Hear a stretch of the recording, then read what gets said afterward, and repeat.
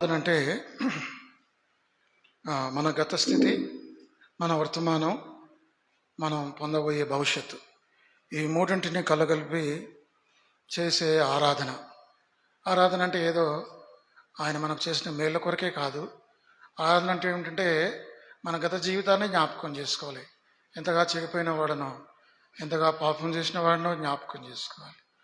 అదే సమయంలో వర్తమానంలో యేసుప్రభు నన్ను ఏ విధంగా రక్షించాడు, చివరికి భవిష్యత్తులో నేను ఏ విధంగా ఉండబోతున్నాను, నాకు యేసుప్రభు వారు ఇవ్వబోతున్న నిరీక్షణ, ఈ మూడు తలంపులు తలబోసుకొనొచ్చు మనం ప్రభువుని ఆరాధించాలి. కాబట్టి ఇక్కడ మనం చదివిన వాక్య భాగంలో కొన్ని ప్రాముఖ్యమైన సంగతులు మనం గమనించాలి. ఇక్కడ రెండు వాక్య భాగాలు ఈ వాక్యంలో ఉన్నాయి. రెండవ అధ్యాయం మొదటి 3 భాగాలు ఒక భాగంగా మనం చూద్దాం.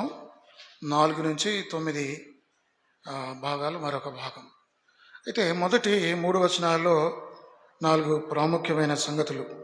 అందులో మానవుని యొక్క దుస్థితి, పడిపోయిన స్థితి, పాపపు స్థితి ఎలాంటిదో అక్కడ వ్రాయబడింది. కాబట్టి 4 సంగతులు ఉన్నాయి. ఈ 4 సంగతులు కూడా మనం జ్ఞాపకం చేసుకోవాలి. మొట్టమొదటిగా ఏమిటంటే మొదటి వచనంలో ఉంది, మీరు మీ అపరాధముల చేతను మీ పాపముల చేతను మీరు చచ్చినవారు. కాబట్టి అతను ఎలాంటి వాడంటే పాపి, హీఈస్ డెడ్, చచ్చినవాడు. ఇక్కడ చనిపోవటం అంటే ఇది ఆత్మీయమైన మరణం, భౌతిక మరణం కాదు.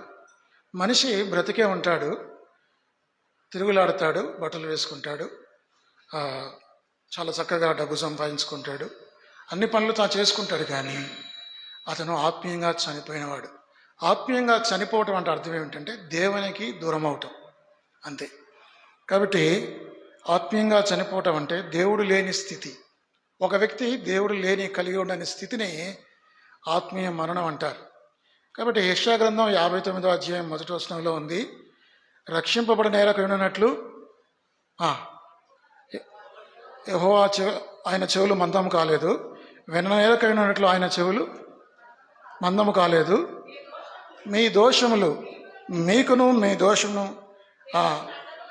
అడ్డముగా వచ్చాను. Your iniquities have separated you from your God అని ఉంటుంది. కాబట్టి మన దేవుడు ఎడబాటు, ఇది ఆత్మీయమైన మరణం. ఆ సంగతి మనం జ్ఞాపకం చేసుకోవాలి. రక్షింపబడిన ప్రతి వ్యక్తి కూడా ఆత్మీయంగా చనిపోయిన వాడే. ఆత్మీయంగా చనిపోతాడు, అలాగే చనిపోతూ చివరికి నిత్య నరకానికి వెళ్తాడు. కాబట్టి రక్షింపబడిన బడులై ఉండాలి. ఆరాధించే ఆరాధకులు వారి స్థితి ఏమిటో తెలుసుకోవాలి. నేను ఇప్పుడు రక్షించబడ్డాను, నేను రక్షింపబడక మునుపు ఎలాగున్నాను, అది చాలా ప్రాముఖ్యమైనది. నేను చచ్చినవాడను, అతను చచ్చినవాడంటే మరణాలు ఈ అధ్యాయం ప్రకారం 3 అంతుల మరణాలు ఉన్నాయి. ఒక మరణం ఆత్మీయమైన మరణం. ఆత్మీయమైన మరణం అంటే ఏమిటంటే దేవుడు మానవుడు ఎడబాటు. ఒకప్పుడు మనం కూడా దేవుడు లేని వారం అని బైబిల్ చెప్తుంది. ఇప్పుడైతే దేవుడు కలిగి ఉన్న వాళ్ళం. మన మునుపటి స్థితి, మనం దేవుని వాడు లేని వారం, మనం చచ్చిన వారం. అది ఆత్మీయమైన మరణం. భౌతిక మరణం అంటే శరీరము ప్రాణము లేని శరీరం ఎలాగూ మృతము. యాకోబు 1:26లో ఉంటుంది, 2:26లో ప్రాణము లేని శరీరం ఎలాగూ మృతము. మరణము అంటే బైబిల్ ఇచ్చిన డెఫినేషన్ ఏంటంటే ఈ ప్రాణము శరీరము ఈ రెండు ఎడబాటు, ఇది భౌతికమైన మరణం. కాబట్టి ఉన్నట్టుగా ఉన్న పలంగానే మాట్లాడుతుంటాడు. అందులో అతని శరీరంలోంచి ఆత్మ లేక ప్రాణం వెళ్ళిపోతుంది, చనిపోతాడు. కాబట్టి ఇది భౌతికమైన మరణం. భౌతిక మరణంలో 2 ఉన్నాయి ఎడబాటు. ఒకటి శరీరము, రెండవది ఆత్మ. ఇక మూడవది నిత్య మరణం, ఎటర్నల్ డెత్ అంటారు దీన్ని. ఇది ఎలాంటిదంటే పరలోకము, నరకము, యుగాలు, దీన్ని ఎటర్నల్ సపరేషన్ అంటారు. యుగాలు ఎడబాటే. పరలోకము నరకము ఎన్నడూ ఇక కలవవు, అది స్థితి. కాబట్టి మరి ఈ 3 మరణాల్లో 2 కామన్ విషయాలు ఉన్నాయి. ఈ ఆత్మీయమైన మరణము, భౌతిక మరణము, ఈ నిత్య మరణంలో 2 కామన్ విషయాలు ఉన్నాయి. ఏమిటి అంటే ఈ 3 మరణాల్లో 2 కామన్ విషయాలు. మొదటి కామన్ విషయం ఏంటంటే మరి మూడింటిలో కూడా ఎడబాటు ఉంది. ఆత్మీయ మరణంలో దేవుడు మనిషి ఎడబాటు, భౌతిక మరణంలో శరీరము ఆత్మ ఎడబాటు, నిత్య మరణంలో పరలోకము నరకము. పరలోకంలో ఉన్న పరిశుద్ధులు, నరకంలో ఉన్న దుష్టులైన వారు, పాపులైన వారు ఎన్నటికీ కలవరు. అది నిత్యమైన ఎడబాటు. అర్థమైందండి? కాబట్టి అది. రెండవది కామన్ థింగ్ ఏంటంటే, ఈ మూడు నేను చెప్పిన ఈ మరణాల్లో రెండవ కామన్ విషయం ఏమిటంటే, ఈ మూడింటికి కారణం పాపమే. ఇక్కడ 2వ అధ్యాయం 1వ వచనంలో మీ అపరాధముల చేతను పాపముల చేతను చచ్చిన వారండి. మీ మరణానికి, మీ చచ్చిన దానికి కారణం ఏమిటంటే మీ అపరాధములు, పాపం. కాబట్టి ఆత్మీయమైన మరణానికి కారణం అపరాధములు, పాపములు. అదే మాటలు అక్కడ చూసాం. యెషయా 59 మీ అక్కడ రాయబడిన మాటలు, మీకును మీ పాపములు, మీకును మీ దోషములు, మీకును మీ దేవునికి అడ్డముగా వచ్చింది. కాబట్టి ఆత్మీయ మరణానికి కారణం పాపములు, దోషములు, అతిక్రమములు, అపరాధములు. అది. రెండవది భౌతికమైన మరణ కారణం. భౌతిక మరణానికి కారణం కూడా పాపమే. రోమా 5వ అధ్యాయం 12వ వచనంలో ఇట్లుండగా ఒక మనుషుని ద్వారా పాపమును, పాపము ద్వారా మరణమును. కాబట్టి లోకంలో మరణం ఎందుకు వచ్చింది? మనిషి ఎందుకు కొంతకాలం ఈ లోకంలో చనిపోతున్నాడు? కారణం ఏమిటంటే దానికి పాపమని రోమా 5:12. కాబట్టి ఇట్లుండగా ఒక మనుషుని ద్వారా పాపం, పాపము ద్వారా మరణం. పాపమే లేకుండా ఈ లోకంలో మరణం లేదు. ఆదాము మరి ఆయన భౌతికంగా మరణించాడు. కాబట్టి పాపం అనేది మరణ. మూడవది ఆ నిత్య మరణానికి కారణం పాపమే. రోమా 6:23లో ఉంది. ఎట్లనగా పాపం వలన వచ్చు జీతం మరణం, అంతే. కాబట్టి నిత్య మరణం అది రెండవ మరణం. ఆ మరణానికి కూడా కారణం పాపమే. ఆత్మీయ మరణం, భౌతిక మరణం, ఆత్మీయ మరణం. ఈ మూడింటిలో రెండు కామన్ సంగతులు. ఈ మూడింటికి కారణం పాపమే. ఈ మూడింటిలో ఎడబాటు ఉంది. అది ఒకప్పుడు నా రక్షణ లేని స్థితిలో అలాంటి స్థితిలో ఉన్నాను. మీరు ఆరాధించేటప్పుడు ఒకప్పుడు మీరు ఎలాంటి వారో మీరు జ్ఞాపకం చేసుకోవాలి. అది మొదటి సంగతి. మొట్టమొదటిగా ఇవన్నీ మీరు జ్ఞాపకం పెట్టుకోవాలి. ఆరాధన చేసేటప్పుడు ప్రభువా నేను చచ్చిన వాడను అని ఒప్పుకోవాలి. ఏ విధంగా చనిపోయామో మన దుస్థితిని ప్రభువుకు తెలుపుకుంటాం. రెండవది ఏంటంటే చూడిన మాటలు, 2వ వచనం, మీరు వాటిని చేయొచ్చు వాయుమండల సంబంధమైన అధిపతిని అనగా అవిధేయులైన వారిని. ఈజ్ డిజోబిడియంట్. రెండవదిగా మానవుని యొక్క స్థితి ఏమిటంటే అతను అవిధేయుడైన వాడు. ఓ ప్రభువా నేను గత కాలంలో రక్షణ పొందని ముందు ప్రభువా నేను చచ్చినవాడను, అపరాధముల చేత పాపముల చేత చచ్చినవాడను. రెండవది ప్రభువా నేను నీకు అవిధేయుడను అని చెప్పుకోవాలి. అవిధేయత ఎలాగొచ్చింది? మరి అవిధేయత రావటానికి కారణం మనం అవిధేయులైన పిల్లలం. We are the children of disobedient. కాబట్టి అవిధేయులైన పిల్లలు, అవిధేయులైన వారు. ఈ అవిధేయత అనేది ఏదైనా తోటలో ప్రారంభమైంది. ఆనాటి నుంచి ఈనాటి వరకు మరి మానవుడు దేవునికి అవిధేయత చూపిస్తూనే ఉన్నాడు. కాబట్టి ఒక వ్యక్తి అవిధేయత రావడానికి కారణం 3 విషయాలు. ఒకటి శరీరం, రెండవది లోకం, మూడవది అపవాది. విశ్వాసికి 3 అంతుల శత్రువులు ఉన్నాయి. ఆ శత్రువులు ఏమిటంటే లోకం, శరీరం, అపవాది, సాతాను అని చెప్పాలి. ఈ మూడింటి ద్వారా ఇవి రక్షణ పొందక మునుపు ప్రతి వ్యక్తి కూడా ఈ మూడింటి ఆధీనంలో ఉంటాడు. రక్షణ పొందని ప్రతి వ్యక్తి కూడా రక్షింపబడిన మన పాత స్నేహితులు వీళ్ళు. మనం ఒకప్పుడు వీరి యొక్క స్నేహంలో మనం ఉన్నాం.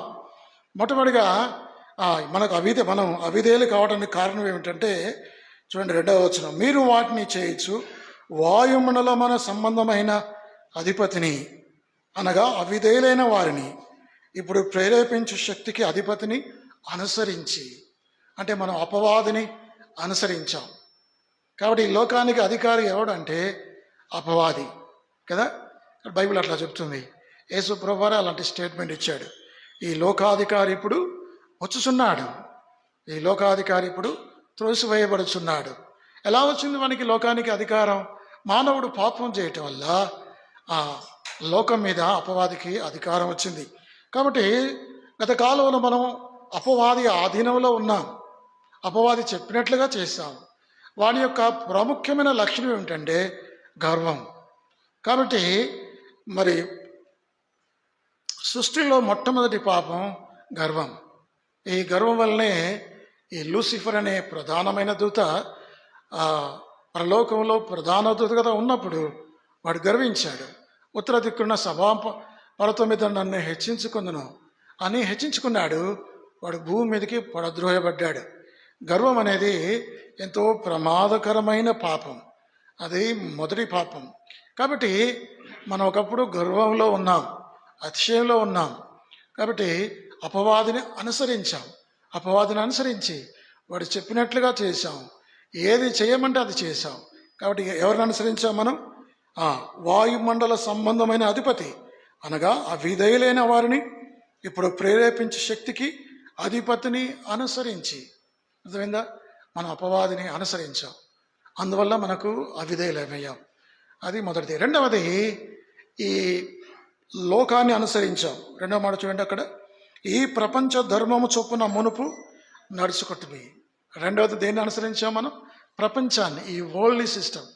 వరల్డ్ అంటే బైబిల్లో 3 లోకాలు ఉన్నాయి.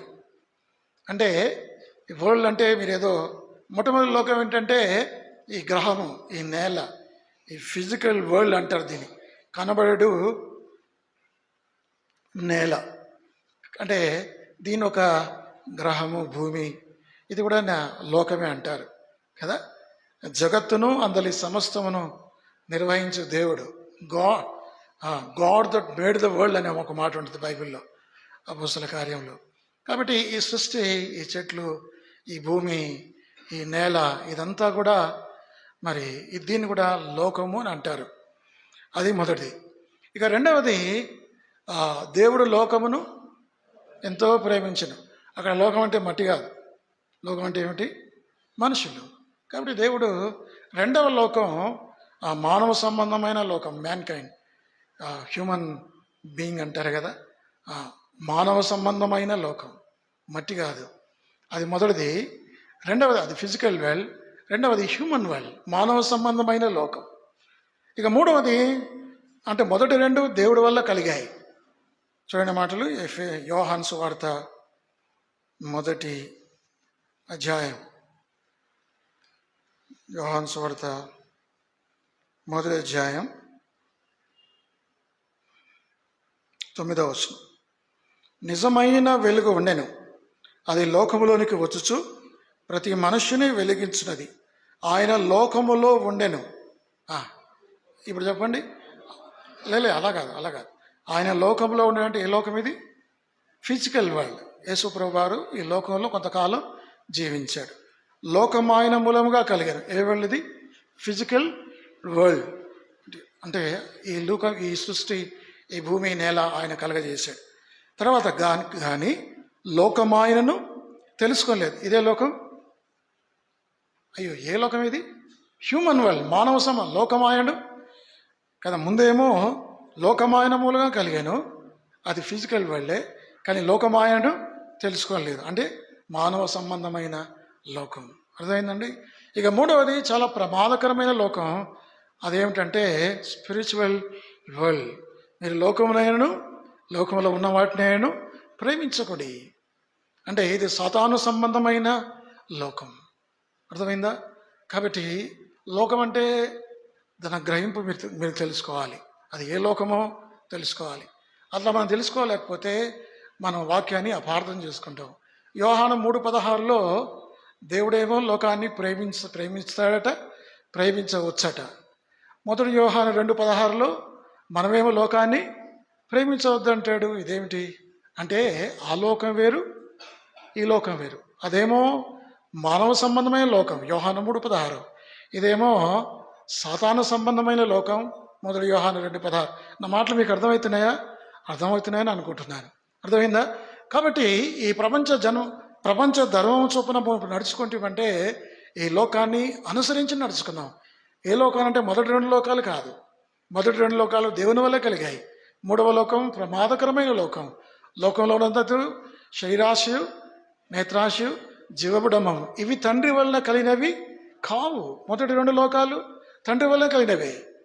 కాబట్టి 3వ ప్రమాదకరమైన లోకం స్పిరిచువల్ వరల్డ్. ఆ లోకానికి మనం అనుసరించాం. అర్థమైందండి? ఈ ప్రపంచ ధర్మాన్ని అనుసరించాం, ఈ లోక మర్యాదను అనుసరించాం. ఇంకా బైబిల్లో ఇట్లా ఉన్నాయి. ఏంటంటే యాకోబు 1:27లో ఇహ ఎవరన్నా చదువుతారా? యాకోబు 1:27.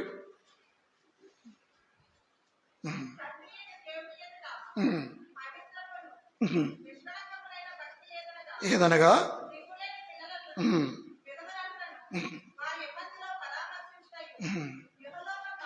లోక మాలిన్యం. అది చాలమ్మా. ఈ లోక మాలిన్యం మనకు అంటుకుంటుంది. ఒకప్పుడు నేను ప్రభువా ఈ లోక మాలిన్యం చేత నింపబడ్డాను. అది మొదటిది. రెండవది యాకోబు 4:4 నేను చెప్తాను. ఈ లోకంతో నేను స్నేహం చేశాను. వ్యభిచారులారా, ఈ లోక స్నేహం దేవునితో వైరమని మీరు ఎరగరా. లోకంతో స్నేహం చేశాను. మూడవది, ఈ లోకాన్ని ప్రేమించాను. ఆ స్నేహం కాస్త ప్రేమగా మారింది కదా. మరి లోక సంబంధమైన స్నేహం ప్రేమ మూడవది. నాలుగవది, ఎప్పుడైతే మొట్టమొదటిగా లోకంతో రాజీ పడతాడు, 1:27 లోక మాలిన్యం అంటుకుంటుంది. రెండవది లోకంతో స్నేహం చేస్తాడు. మూడవది లోకాన్ని ప్రేమిస్తాడు. నాలుగవది లోక మర్యాదను అనుసరిస్తాడు. Conform not to the world అని ఉంటుంది. అంటే పూర్తిగా కన్ఫర్మేషన్ అయిపోద్ది, అతడు లోక సంబంధి అని ముద్రపడుతుంది. అర్థమైందా? కాబట్టి కొంతమంది విశ్వాసులు కూడా వాళ్ళకి లోకస్తులకి ఏమీ తేడా ఉండదు. కన్ఫామ్ అయిపోతారు. వాళ్ళు లోక మర్యాదను అనుసరిస్తారు, లోకస్తుల వలె ప్రవర్తిస్తారు. అది పరిస్థితి. మరి విశ్వాసులైన పిల్లలు లోకస్తులుగా మారిపోతే దేవుడు ఊరుకుంటాడా? ఊరుకోడు. ఇంకా నేను చాలా దూరం వెళ్ళిపోతున్నాను. అది 1 కొరింథీ 11వ అధ్యాయంలో ప్రభువు చేత శిక్షింపబడుతున్న మాట ఉంది. సరే, నేను చెప్పే విషయం ఏంటంటే, మనకు అవిధేయత రావడానికి కారణం మొట్టమొదటి శత్రువు ఎవరంటే, ఎవరిని అనుసరించాం? అపవాదిని అనుసరించాం. పిల్లలు మీరని చెప్పండి, ఎవరిని అనుసరించాం? అపవాది. రెండవది, మనం ఎవరిని అనుసరించాం? లోకాన్ని అనుసరించాం. మూడవది, మనం ఎవరిని అనుసరించాం అంటే మీ శరీరాశులను అనుసరించని ఎఫెసీ 2. శరీరం అంటే మళ్ళీ ఇది కాదు, అపార్థం చేసుకోవద్దు మీరు. శరీరం అంటే ఫాలన్ నేచర్, పడిపోయిన స్వభావం, పాపం. ఈ శరీరం న్యూట్రల్గా ఉంటుంది. ఈ శరీరం, ఈ బాడీ వేరు, శరీర స్వభావం వేరు కదా. సిన్ఫుల్ నేచర్ అని రాశారు NIVలో కదా. ఆత్మ స్వభావము, శరీర స్వభావం అని 2 మాటలు. శరీరం అంటే బాడీ కాదు. బాడీ ఎప్పుడు కూడా న్యూట్రల్గా ఉంటుంది. న్యూట్రల్గా నువ్వు ఎట్లా చెప్తే, ఒకవేళ మన మనస్సు, మన హృదయం ఈ శరీరానికి శాసిస్తుంది అనుకోండి. ఎవరిని శాసిస్తుంది? నువ్వు ఇప్పుడు వెళ్ళి దేవుని మందిరానికి వెళ్ళు అని చెప్తే ఈ కాళ్ళు దేవుని మీద నడుచుకుంటూ వస్తాయి. మరి మనం మోకరిస్తాం, ప్రార్థన చేస్తాం, ప్రజలతో దేవుని స్తుతిస్తాం. అంటే మన మనస్సు, లేకపోతే మన హృదయం ఏదైతే కమాండ్ ఇస్తుందో ఈ బాడీకి, అట్లా వింటుంది. ఒకవేళ అవిశ్వాసని వాడికి ఏం చెప్తుందంటే వాడు దేని చేత నింపబడతాడో దాన్ని బట్టి ఈ శరీరం ప్రవర్తిస్తుంది. మనం పరిశుద్ధాత్మ చేత నింపబడితే, అయితే ఆత్మపూరుల ఇండుడని బైబిల్ చెప్తుంది. పరిశుద్ధాత్మ చేత నింపబడిన వ్యక్తి పరిశుద్ధంగా జీవిస్తాడు, చక్కగా ప్రవర్తిస్తాడు. ఒకవేళ మరి ఇప్పుడు మీకు మద్యం తాగిన వాడు గురించి మీరు ఆలోచించండి. మద్యం తాగిన వాడి కాళ్ళు, చేతులు విపరీతంగా ప్రవర్తిస్తాయి. ఎందుకు ప్రవర్తిస్తాయంటే, వాడు దేని చేత నింపబడ్డాడో దాని ఆధీనంలో ఉంటాడు. నువ్వు మద్యం చేత అయితే మద్యంతో మత్తులో ఎండకుడని పౌలు అంటాడు. అయితే ఆత్మపూరుల ఎండుడి అంటే నువ్వు దేని చేత నింపబడతావో దాని స్వాధీనంలో ఉంటావని అర్థమైందండి. కాబట్టి శరీరం అంటే శరీర స్వభావం, ఫాలన్ నేచర్, పడిపోయిన స్వభావం. ఇది ఏం చేయగలదు? యేసుప్రభు అన్నాడు, నీ కుడి కన్ను నిన్ను అభ్యంతరపడితే దాన్ని పీకి పారవే అన్నాడు. అంటే అనేది నీ కుడి కన్ను పీకేసుకో అంటే ఫిజికల్ సర్జరీ గురించి ఆయన మాట్లాడలే. ఆయన ఏమంటాడంటే స్పిరిచువల్ సర్జరీ గురించి మాట్లాడుతున్నాడు. అంటే శరీర స్వభావం అనేది చెడ్డది. ఆత్మను శరీరం రెండు ఒకదానికొకటి విరోధముగా ఉన్నవని బైబిల్ చెప్తుంది. సరే, మీకు అర్థమైంది కదా. 3 విషయాలు చెప్పాను. మనకు శత్రువులు ఎవరు? ఒకటి లోకం, రెండవది శరీరం, మూడవది అపవాది లేదా సాతాను. ఈ మూడింటిని అనుసరించాం గనక మనం అవిధేయులమయ్యాం. ఆరాధనలో మీరు చెప్పాల్సిన మాట, ప్రభా నేను చచ్చిన వాడను, అపరాధముల చేత పాపముల చేత చచ్చిన వాడను. రెండవదిగా నేను అవిధేయుడను, లోకం శరీరం ఆ అపవాదైన వాటి స్వాధీనంలో ఉండి నేను నీకు అవిధేయుడాను. మూడవది ఏంటంటే హీఈస్ డిప్రేవ్డ్. చూడండి మాటలు ఎఫెసులకు రాసిన పత్రిక 2వ అధ్యాయం 3వ వచనం. వారితో కలిసి మనం అందరమును శరీరము యొక్కయు మనసు యొక్కయు కోరికలు నెరవేర్చుకొనొచ్చు, మన శరీర ఆశలను అనుసరించి మునుపు ప్రవర్తించచ్చు. అంటే శరీరం యొక్క కోరికలు, మనసు యొక్క కోరికలు, పూర్తిగా చెడిపోయిన వారం, పూర్తిగా పాడైపోయిన వాళ్ళం. ఇది మన గత స్థితి. ఇప్పుడు నేను ఇవన్నీ మన వర్తమానంలో ఉన్నారు విశ్వాసాలు డ్రా చేస్తున్నాను చెప్పట్లేదు. ఒకప్పుడు మనం ఎలాంటి స్థితిలో ఉన్నామో రక్షణ పొందక మునుపు దాని గురించి మాట్లాడుతున్నాను. అది మూడవది. నాలుగవది ఏంటంటే ఎప్పుడైతే ఈ మూడు చేశాడో, అంటే అతను చచ్చినవాడుగా ఉన్నాడు, అవిధేయుడయ్యాడు, మనసు యొక్క కోరికలు శరీరం యొక్క కోరికలు నెరవేర్చుకున్నాడు. ఇక నాలుగవది అతనికి ఏమొచ్చిందట, కడమ వారి వలనే స్వభావ సిద్ధముగా దైవోగ్రతకు పాత్రలము. Is doomed. దైవోగ్రతకు పాత్రలమయ్యాం అనగా నిత్య నరకము, ఆరని అగ్నిగుండానికి మనం వెళ్ళిపోయాం కదా. అది మన స్థితి. మనం రక్షణ పొందకమునపు 4 అంతల చెడ్డ స్థితిలో మనం ఉన్నాం. ఒకటేమిటంటే అతను చచ్చినవాడు, ఈజ్ డెడ్. ఓ ప్రభా నేను చచ్చిన స్థితిలో ఉన్నాను ఒకప్పుడు. రెండవది ఈజ్ డిజోబిడియంట్. ప్రభా నేను అవిధేయుడిగా లోకము సతాను శరీరంలో చేత పట్టబడి అవిధేయుడయ్యాను. మూడవది ఈజ్ డిప్రేవ్డ్. మనసు యొక్కయు శరీరం యొక్కయు కోరికలు నెరవేర్చుకున్నవాడను. నాలుగవది ఏంటంటే ప్రభా నేను ఏమిటట, దైవోగ్రతకు పాత్రులను. నిత్య నరకమే, ఆరనగ్నగుండమే. ప్రభా నాకే స్థితి లేదు, ఏ నిరీక్షణ లేదు, 4 అంతలుగా నేను చెడిపోయాను. 4 అంతలుగా పతనమైన మనకు దేవుడు 4 అంతల మేలు చేశాడు. అది చూద్దాం. ఏమిటి ఆ 4 అంతల మేలు ఆయన చేసిందంటే 4-5 వచనాలు. ఆయనను దేవుడు కరుణాసంపన్నుడై ఉండి మనము మన అపరాధముల చేత చచ్చిన వారం ఉండినప్పుడు సైతం మన ఏళ్ల చూపిన తన మహాప్రేమ ఏంటంటే హీ లవ్డ్ us. ఏమిటట, ఆయన మనల్ని ఏం చేశాడు, మొట్టమొదటిగా ప్రేమించాడు. ఇంత అయినను బట్ గాడ్, అక్కడ ఇంగ్లీష్లో ఆ కంజంక్షన్ చూడండి మీరు, బట్ గాడ్ అంటే ఏంటంటే ఈ స్థితిలో ఉన్నా సరే, నువ్వు చచ్చినవాడవు, నువ్వు అవిధేయుడవు, నీవు నీ కోరికలు ఇష్టానుసారంగా జీవించావు, నీవు దైవోగ్రత పాత్రుడు, అయినను యేసుప్రభువు వారు లేకపోతే దేవుడు నిన్ను ప్రేమించాడు.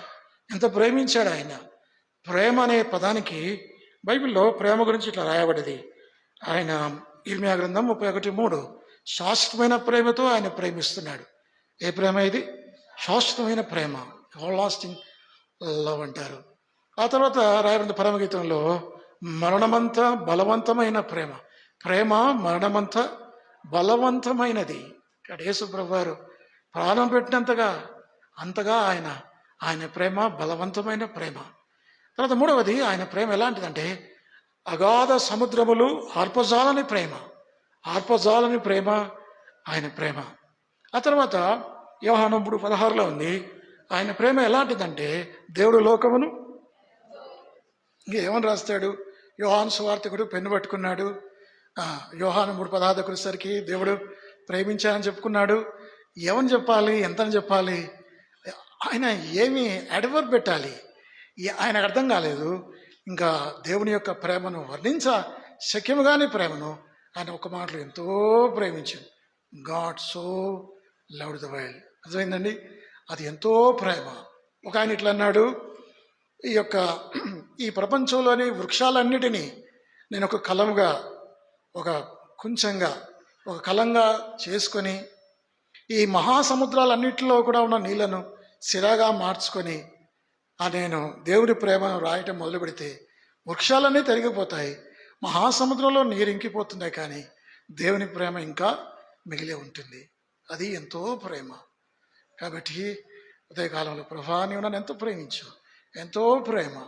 అదే యోహాను 13:1 ఉంటుంది, ఆయన తన వారిని అంతవరకు ప్రేమించను. ఏ ప్రేమ ఇది? అంతవరకు ప్రేమించే ప్రేమ. అర్థమైందా? యోహాను 15:15 ఉంది, ఎక్కువైన ప్రేమ, గ్రేటర్ లవ్. ఏ ప్రేమ అంటే ఇది? తన స్నేహితుల కొరకు ప్రాణం పెట్టేవానికంటే ఎక్కువైన ప్రేమ గలవాడు ఎవడు? ఎక్కువైన ప్రేమ. అర్థమైందండి? తర్వాత రోమాపత్రిక 8:30 ఉంది, ఎడబాయని ప్రేమ. క్రీస్తు ప్రేమ నుండి మనల్ని ఎడబాపువాడు ఎవడు? ఏ ప్రేమ ఇది? ఎడబాయని ప్రేమ. ఇక్కడ ఎఫెసీ 2:అధ్యాయంలో ఉంది, ఏ ప్రేమ ఇది? మహాప్రేమ. తండ్రి, 4 గంటలుగా పత్రమే నన్ను ప్రభా ఎటువంటి ప్రేమ చూపించావు నా ఎడల. ఇది మహాప్రేమ, ఇది గొప్ప ప్రేమ. దేవుడు మనల్ని మన ఏళ్ళ తన ప్రేమను వెల్లడిపరుచున్నాడు. మనం ఇంకనూ పాపములమై ఉండగానే క్రీస్తు భక్తిహీనుల కొరకు ఇంతకాలం ఆయన చనిపోయాను. అర్థమైందండి? రోమా 5:8 మాటలుంటాయి. కాబట్టి క్రీస్తు మనల్ని ప్రేమించాడు. మొట్టమొదటిగా 4 విధాలుగా మనం చెడిపోతే 4 విధాలుగా దేవుడు మనల్ని ప్రేమించాడు. ఏం చేశాడు ఆయన? మొట్టమొదటిగా ఆయన మనల్ని ప్రేమించాడు. ఆయన మనల్ని ప్రేమించడమే కాదు, not only loved us but he quickened us కదా. ఆయన మనల్ని ఏం చేశాడంటే ఆయన మనల్ని బ్రతికించాడు. చూడండి మాటలు, ఎఫెసీ 2:5. ఆయనను దేవుడు కరుణాసంపన్నుడండి, మన అపరాధముల చేత చచ్చిన వారు ఉన్నప్పుడు సైతం మన ఎడల చూపిన తన మహాప్రేమ చేత మనల్ని క్రీస్తు కూడా బ్రతికించాను. ఆయన ప్రేమించాడు మొదటిది. రెండవది, ఆయన బ్రతికించాడు మనల్ని. బ్రతికించడం అంటే ఉదాహరణకి యేసుప్రభు వారు ఈ లోకంలో ఉన్నప్పుడు ఆ 3 మాట చేత బ్రతికించాడు. యాయిరు కుమార్తెను చిన్నదానా లెమ్ము తొలితాకుమేన చెప్పగా ఆ చిన్నది లేచి కూర్చుంది. అంతే. యేసుప్రభు వారి మాటలో జీవం ఉంది కదా, ఆ శక్తి ఉంది. ఆ మాట వినగానే ఆ చిన్నది లేచి కూర్చుంది. పోయిన ప్రాణం అంటే ఆ అమ్మాయి ప్రాణం పరలోకానికి వెళ్ళింది. యేసుప్రభు వారు చెప్పగానే ఆ పోయిన ప్రాణం రివర్స్ అయింది. పరలోకానికి భూమికి ఎంత దూరమో ఎవరూ చెప్పలేరు. అనంత దూరమైన వెళ్ళిన ఆత్మ తిరిగి ఒక్క మాట చెప్పగానే ప్రభు తిరిగి అది రివర్స్ అయ్యి ఆ బాడీలోకి ఆత్మ వచ్చేసింది. యేసు ప్రభు వారు బతికించాడు. తర్వాత ఆయన నాయని గ్రామంలో విధవరాలి కుమారుని చిన్నవాడ లెమ్మనితో చెబుతుండగా చిన్నవాడు లేచి కూర్చున్నాడు. మీకు తెలుసు అది లూకాసు వార్త 7:అధ్యాయంలో. ఇక యోహాను సువార్త 11:అధ్యాయంలో లాజరు బయటికి రమ్మని పెద్ద శబ్దంతో కేక వేశాడు బైబిల్లో ఉంది. ఒక ఆయన ఏమని కామెంట్ చేసి దాని గురించి అంటే, యేసు ప్రభు వారి ఆ స్వరానికి, ఓ లౌడ్ వాయిస్, ఆ గొప్ప స్వరానికట ఆయన లాజరు అనే మాట ఉపయోగించకపోతే కొన్ని కోట్ల మంది ప్రజలు చనిపోయిన వారందరూ లేచి వచ్చేవాళ్ళట. అనంతమైన ఆ శక్తి విడుదలయ్యేది. కొన్ని కోట్ల మంది ప్రజలు బ్రతికింపబడేవాళ్ళు. లాజరు ఉన్నాడు కాబట్టి సరిపోయింది. లాజరు ఒకటే సమాధిలోంచి బయటికి వచ్చాడు. దీన్ని ఏమంటారంటే ఫిజికల్ రిజరెక్షన్ అంటారు. ఏమంటారు దీన్ని? భౌతికమైన పునరుత్థానం. ఏంది అన్న వాక్యం చెప్పమంటే ఏమిటంటో సిద్ధాంతాలు మాట్లాడదు అనుకోవద్దు, వాక్యానుసరం. అయితే ఇప్పుడు మనల్ని అలా బ్రతికించలేదు. ప్రభుదాసు, నువ్వు అపరాధముల చేత పాపముల చేత చచ్చావు. రెండవది నీ అవిధేయుడు. మూడవది నీ కోరికలు నెరవేర్చుకున్నావు. నాలుగవది దైవబోధకు పాత్రుడు కాబట్టి నువ్వు బ్రతుకు అన్నాడా? ఇప్పుడు మాట చేత బ్రతికించాడు. యాయిరు కుమార్తెనే కానీ, విధవరాలి కుమారునే కానీ, లాజర్ని కానీ. కానీ పాపినే నన్ను బ్రతికించడానికి యేసుప్రభు ఏం చేశాడు చెప్పండి? మీరు మీ అపరాధముల చేతను పాపముల చేతను చచ్చిన వారై ఉండగా ఆయన మిమ్మల్ని బ్రతికించలేదు. బైబిల్లో ఏముంది? ఆయన మిమ్మల్ని క్రీస్తుతో కూడా బ్రతికించాడు. అంటే ఆత్మీయంగా చనిపోయిన నన్ను బ్రతికించడానికి నా ప్రభు ప్రాణం పెట్టాడు. ఆయన రక్తం కార్చాడు, ఆయన శ్రమలు అనుభవించాడు, ఎన్నో దెబ్బలు తిన్నాడు. ఇప్పుడు మీరు చెప్పండి, లాజరును బ్రతికించింది గొప్పదా? నన్ను బ్రతికించింది గొప్పదా? నన్ను బ్రతికించింది. లాజరుకు మాట చాలు, కానీ నాకు మాట కాదు. నా పాపం యేసుప్రభు వారి బలికొన్నది. అర్థమైందా? కాబట్టి నా కోసం నా పాపములు లేకపోతే నన్ను బ్రతికించడానికి నా ప్రభు ప్రాణం పెట్టి 2 సార్లు ఆ మాటలు ఇక్కడ ఉన్నాయి. బ్రతికించిన మాటలు 2 సార్లు ఉన్నాయి. మీ అపరాధముల చేతను పాపముల చేతను మీరు చచ్చిన వారైండగా ఆయన మిమ్మల్ని క్రీస్తుతో కూడా బ్రతికించాడు. రెండవది, ఆయన మనకి ఏం మేలు చేశాడు? ఏం చేశాడు చెప్పండి? ఆయన మనల్ని బ్రతికించాడు. ఆయన మనం బ్రతికించకపోతే మనం అదే స్థితిలో, పాపపు స్థితిలో, అదే చచ్చిన స్థితిలో, దుర్వాసనలో ఉండేవాళ్ళం. అలాగే అలాగే ఉంటూ అలాగే నరకానికి వెళ్ళిపోయేవాళ్ళం. ప్రభా, నీవు నన్ను ప్రేమించావు, అందును బట్టి నీకు వందనాలు. రెండవది, ప్రభా, నీవు నన్ను ఏం చేసావంటే నీవు నన్ను బ్రతికించావు, అది రెండవది. మూడవది, ఆయన ఏం చేశాడు? ఆయన బ్రతికించడమే కాదు, ఆయన మన కోసం చేసింది ఏమిటంటే అది కూడా చెప్తాను నేను మీకు. 2వ అధ్యాయం 6వ వచనం, లేకపోతే 6-7 చదువుతాను. క్రీస్తు యేసునందు ఆయన మనకు చేసిన ఉపకారం ద్వారా అత్యధికమైన తన కృపా మహేశ్వర్యమును రాబో యుగంలో కనపరచు నిమిత్తము క్రీస్తు యేసునందు ఆయన మనల్ని ఆయనతో కూడా లేపి పరలోకమందు ఆయనతో కూడా కూర్చుండబెట్టెను. అంటే మన సీటు కన్ఫర్మ్ అయిపోయింది, కూర్చుండబెట్టెను. ఇది పాస్ట్ టెన్స్లో ఉంది. అర్థమైందండి? నేను పాపిని, నేను ఎలాంటి వాడిని అంటే నేను మంటివాడను. బైబిల్లో ఉంటుంది, మనం మంటివారమని అని మాట ఉంది 103వ కీర్తనలో. నేను అవిధేయుడను, నేను చచ్చినవాడను, నేను కోరికలు నెరవేర్చు నా ఇష్టానుసారంగా బ్రతికినవాడను. 4వది, దైవోగ్రతకు పాత్రను. ఇలాంటి నన్నట యేసుప్రభు వారు ప్రేమించి, 2వది ఆయనను బ్రతికించి, 3వది ఏం చేశాడు? నన్ను ఆయన హెచ్చించాడు. ఎంతవరకు హెచ్చించాడంటే పరలోకంలో ఆయన ఉండే స్థలంలో ఆయనతో కూడా నన్ను కూర్చుండబెట్టాడు. ఎంత సౌభాగ్యం ఇది, ఎంత గొప్ప సంగతి ఇది. ఆ స్థానానికి మనం తగ్గవాళ్ళమా? మనం పాపులం కదా. ఇక్కడ దీని అర్థం ఏంటంటే ఇక్కడ 2 మాట్లాడు. ఆయన కరుణా సంపన్నుడు, రెండవది ఆయన కృప. He's rich in mercy and grace. He's rich in mercy and is rich in grace. అంటే కరుణలో సంపన్నుడే, కృపలో కూడా సంపన్నుడు. కృప అంటే ఏమిటో నేను మీకు చెప్తాను. కరుణ అంటే ఏమిటంటే మనం దేనికైతే పాత్రులమో అది మనకి ఇవ్వలేదు. వాస్తవానికి దేనికి మనం పాత్రులం చెప్పండి? మొదటి 4 మనం నరకానికి ఉగ్రతకు పాత్రలం, దాన్ని మనకి ఇవ్వలేదు. అర్థమైందా? అది కరుణ అంటే, కనికరం అంటే, మెర్సీ అంటే. మరి గ్రేస్ అంటే ఏమిటి? గ్రేస్ అంటే ఏమిటి? దేనికైతే మనం పాత్రము కామో అది మనకిచ్చాడు. దేనికి మనం పాత్రలం కాదు? పరలోకంలో ఆ మహా వెలుగులో యుగయుగాలు పరిశుద్ధులైన దేవునితో యుగయుగాలు కూర్చుండే ఆ సౌభాగ్యం, ఆ గొప్ప స్థితి మనకిచ్చాడే, అది కృప. In his mercy he does not give us what we do deserve.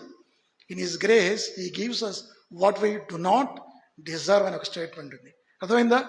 ఆయన కనికరంలో దేన్నైతే మనకి పొందగలమో అది మనకి ఇవ్వలేదు. ఆయన కృపలో దేనికైతే మనం అర్హులం కాదో, పాత్రలం కామో దానికి ఇచ్చాడు. ఆయన కృపను బట్టి, ఆయన కనికరాన్ని బట్టి, ఆయన ప్రేమను బట్టి, ఆయన త్యాగాన్ని బట్టి, ఆయన మనకిచ్చిన ఆ యొక్క గొప్ప స్థితిని బట్టి ఉదయకాలంలో మనం ఆయన ఆరాధించాలి. ఇప్పుడు 3 అంతల మేలు చూసాం. 1 ఆయన మళ్ళా ప్రేమించాడు, 2వది ఆయన మళ్ళా బ్రతికించాడు, 3వది ఆయన హెచ్చించాడు. హీ ఎగ్జాల్టెడ్ అస్. ఎంత గొప్ప మాట అది. 4వది ఏంటంటే హీ కీప్స్ అస్. ఆ మాటలు చూడండి, ఆ మాటలు ఎఫెసీ 2వ అధ్యాయం 9వ వచనం, 8-9. మీరు విశ్వాసము ద్వారా కృపచేతనే రక్షింపబడి ఉన్నారు. ఇది మీ వల్ల కలిగేది కాదు, దేవుని వరమే. అది క్రియ వల్ల కలిగింది కాదు కనుక ఎవరినూ ఆశపడ వేయలేదు. కాబట్టి ఇది కృప వల్ల కలిగింది, ఇది మన వల్ల కలిగింది కాదు. ఒకవేళ రక్షణ మనం సంపాదించుకుంటే మనం ఆశ్చర్యపడతాం. మన క్రియల వల్ల కలిగింది అయితే మనం బోస్ట్ చేసుకుంటాం. నేను చేశాను, నేను ధర్మశాస్త్ర సంబంధమైన క్రియలు చేశాను, నేను నీతి క్రియలు చేశాను కాబట్టి నాకు రక్షణ వచ్చిందని చెప్పుకునేట. బైబిల్ చెప్తుంది మన నీతి క్రియలన్నీ మురికి గుడ్డల వంటివి. అర్థమైందా? మన క్రియల వల్ల రక్షణ కలగలేదు, కేవలం ఆయన ఉచితమైన కృప వల్ల రక్షణ కలిగింది. అర్థమైందా? కాబట్టి ఆయన మనకు రక్షణ ఇచ్చాడు కాబట్టి ఆ పరలోకం వెళ్ళేంత వరకు కూడా ఆయన మనల్ని భద్రపరుస్తాడు. ఇప్పుడు ఒక మాట చూడండి, యోహాను సువార్త 10వ అధ్యాయం, యోహాను సువార్త 10వ అధ్యాయం 27వ వచనం, 28 కూడా, 28-29. నేను వాడికి నిత్య జీవమునిస్తున్నాను కనుక అవి ఎన్నటికీ నశింపవు, ఎవడునూ వాటిని నా చేతిలో నుండి అపహరింపడు. వాటిని నాకు ఇచ్చిన నా తండ్రి అందరికంటే గొప్పవాడు కనుక నా తండ్రి చేతిలో నుండి ఎవడునూ వాటిని అపహరింపలేడు. కాబట్టి ఆయన నేను రక్షించాడు కాబట్టి పరలోకం చేర్చామని నన్ను భద్రపరుస్తాడు. కాబట్టి దేవుడికి వందనాలు చెల్లించాలి. ఏమని చెప్తారు? ప్రభా, 4 అంతలుగా నేను పతనమయ్యాను. ఎఫెసీ 2వ అధ్యాయం 9-9. ప్రభా, నేను చచ్చిన వాడను, మరి అపరాధముల చేత పాపం. రెండవదిగా నేను అవిధేయుడాను, లోకము శరీరము సాతానుల చేత పట్టుబడ్డాను, నీకు అవిధేయుడిగా జీవించాను.